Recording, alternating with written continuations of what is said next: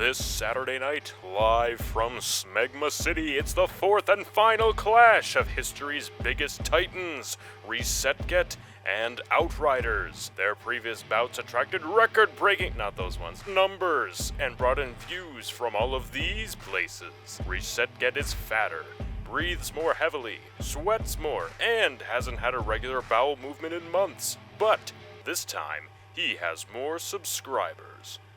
So that probably matters. Outriders is meaner, nastier, and comes brandishing the title of Worldslayer, so you know they mean business. You don't want to miss this knockdown, drag-out, slobber-knocker-filled clash of the tubby caveman versus the middle-of-the-road third-person looter-shooter that definitely does not follow any of the staple rules of a live service game.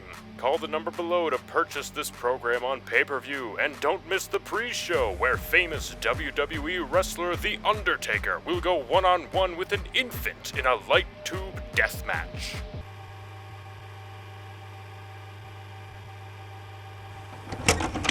Well, Outriders Worldslayer has been out for about a month now. Played it. And let's just say this video is not going to be all that long. Put it that way. Outriders suffered from a lot of problems when it first launched, namely very repetitive gameplay, bad networking, laughable story and writing, and really just the sense that some copying and pasting was going on throughout the game. Outriders has damn good gunplay though, and I really have to give that to it. I mean, it doesn't really ever get old, especially when you've got the difficulty set at the right level, you've got the appropriate equipment, you know, mowing down bad guys into piles of blood and guts, torching them with a giant laser, giving them a nice bisection with your giant laser sword hand, running them over like a human bulldozer. It's fun, and it's satisfying. The problem is that Outriders doesn't really want you to play it like that, and therein is my personal issue with the game. Worldslayer is a big expansion for Outriders. It introduces some new locales, handful of new enemies, of course some new legendary loot, and a new endgame called Taria Gratar. Now me personally, there was not a whole lot of new stuff in the expansion that I really truly enjoyed or felt that it was like really new and fresh. That's just my opinion, you know. Other people may have loved every little drop of Worldslayer and, you know, had no problems with it, and that's cool, man. This is just my view. The new enemies, for the most part, are kind of unexciting in comparison to what we've already seen in the game. None of it really blew me away. The one exception that I have is the big fisherman boss guy who's got a big yellow raincoat and big butcher knives. He was fun to fight, he was cool to look at, and I thoroughly enjoyed him all around. All the other new enemies, they can see themselves out, because I don't care for them much. Some of the other bosses, in fact, I hate the big fuzzy snow monster that you fight at one point. Dude, talk about dictionary definition of bullet sponge. That fight took, I don't know, it felt like it took like 15 or 20 minutes. I think I emptied both of my primary weapons, I don't know, 4 or 5 times, and I just spent the fight rolling and strafing and shooting. Rolling, strafing, shooting. Just waiting for my abilities to recharge, to get some extra damage in on them, and it just, even my Twitch chat knew how boring that fight was. And they watch me. They know boring. The new main antagonist of Worldslayer,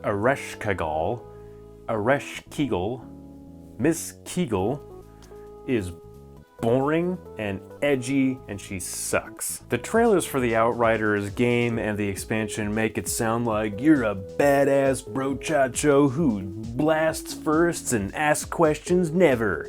And then you actually start playing the game and you got this redhead bitch sucking all the fun out of the fucking room. Oh, just kidding. There was no fun in the room to begin with. Oh, shit. And that is because the main character, you, the Outrider, is already the most boring, unfunny sack of wheat germ that has ever existed. You're either throwing out some corny ass like, I'm gonna come over there and spank your bottom, or some, you know, lame ass like MCU joke. So that just happened. Shut up, shut up, shut up, I fucking hate you, shut up, I hate you. The new endgame, the Trials of Tarja Graatar, are so close to being a roguelike that could actually be fun, but it doesn't fully commit to the roguelike formula. You see, you've got this map, right? And you gotta make your way through this map, and you fight people in the rooms, and you get loot, and you fight some bosses, and then you fight the final boss, and that's it. You just do that over and over until you get all the loot, and you max out the difficulty level, whatever. That's the end game. The one thing that is randomized is the enemies that are in each room. Some other random things are the time of day and weather, I think, which, as far as I'm aware, don't have any effect on gameplay. It's just cosmetic. Either you see the sun or you see stars. That's it. The random enemies is a good start, but I think it should be taken even further. Random modifiers on the enemies. So in this room, every enemy is poisonous or something like that, or every enemy has half health but does twice as much damage, or there's twice as many enemies but they have half the health, or I'm talking like Risk of Rain level stuff, modifiers that actually make a difference. Having to fight a doppelganger of yourself in one of the rooms. I don't know. There's so many things that they could do. But they don't. Really, instead of all that cool, wacky stuff that we could have gotten, we got the same rooms over and over, filled with the same monsters that you've already fought 80,000 times, so that you can get some better loot and do it again, with barely any difference. So fun! Not to mention the final boss has a lot of health. I mean, like a lot of health, like, 20 plus minutes per fight. Yeah, he's not that hard to fight most of the time. Almost all of his moves are very easy to dodge, get out of the way of, but he's got a couple moves that I'm pretty sure no matter what are a one-hit kill, so it doesn't feel really good when you're having this extremely one-sided fight where you're basically just spitting on him for 20 minutes until he falls down, but occasionally, if he catches you with that right hook, you gotta start the whole fight all over again. Kill me fast. And kill me now. The player count for the game, thankfully, is up higher than it was even when the New Horizons update came out. See, the game had a ton of players when it first came out, and after like a month, it dropped to basically nothing. And then when the New Horizons update came out, a fair amount of people came back, tried it, went away. And with this update, or expansion I should say, the most amount of people came back to it, which is good. At the time of recording this and writing the scripts, it gets about 3,500 players peak daily, but it dips below 2,000 in the later hours of the day pretty regularly, and some days even below 1,000. With 40 levels of apocalypse tiers, which is essentially 40 levels of difficulty that you have to unlock. You can't just pick the highest one. You have to unlock each difficulty by playing the previous one. A seemingly endless endgame where you're just grinding for loot until you get every piece of loot in the game possible. It's pretty clear that people are supposed to be grinding this for many, many hours. Once again, for all the huffing and puffing that People Can Fly and Square Enix have, done with regards to it not being a live service, it's really just like ever so close to being a live service. All it really needs is just consistent content drops and updates. And I guess that would make it a live service? I don't know, consistently updating it, making it better? Oh, gee, who knew? Maybe they want, Square Enix wants Outriders to be not in the same pool as Avengers and Babylon's Fall, because those are live service games that they've published. Maybe they don't want this mixed in with those, like they think there's hope for Outriders, so they label it differently.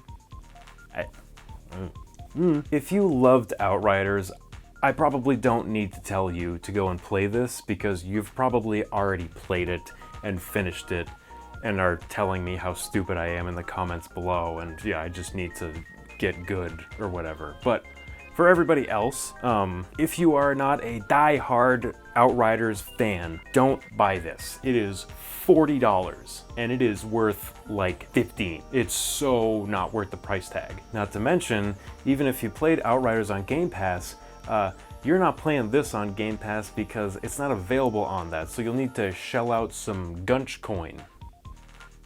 Trademark pending. Outriders and Worldslayer put together are a video game. I don't really know what else to say about it at this point. If you love grinding, I guess play it. But if you don't, because the campaign is not satisfying enough on its own. You know, say like, oh, I'll just play the campaign and, you know, get the meat and potatoes. No, don't do that, because the meat and potatoes don't taste good. I'm like running out of metaphors for this game. Let's just call it there. Thank you so much for watching the video, guys. Really hope you liked it. Really hope you comment, and I really hope you subscribe if you are feeling so inclined. That way you will see more videos from yours truly. Don't forget to head on over to twitch.tv/resetget so you can watch me stream the video games that I talk about in these videos. Don't forget to head over to my Redbubble, which is in the description down below. Got some little designs, stickers, and stuff in there that you can check out. Redbubble just added bucket hats to their stuff you can print things on, and I think I have at least one thing on that. So if you like bucket hats and you like me,